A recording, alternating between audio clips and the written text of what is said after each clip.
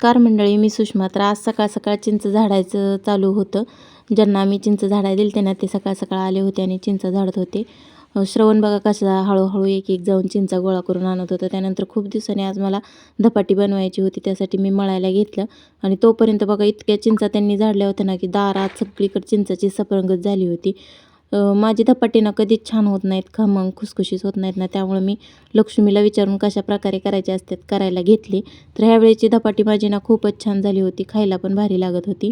आणि दही धपाटं असं खायचं असतं, पण ना मी हे अल्गोरिदम मोडलं आणि त्याबरोबर सॉस घेतला खायला, कारण की दही आणायला जायचं ना एवढं मला कंटाळा आला, त्यामुळे घेतलं नाही. आणि श्रवणचा डोळा आता तुम्ही बघू शकता बऱ्यापैकी नीट झालेला आहे.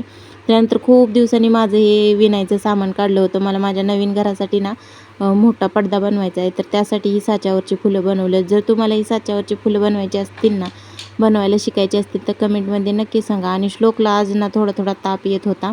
आणि त्यानंतर बघा दुपारी मस्त असा शिरा बनवला. व्हिडिओ कसा वाटला नक्की सांगा. बाय.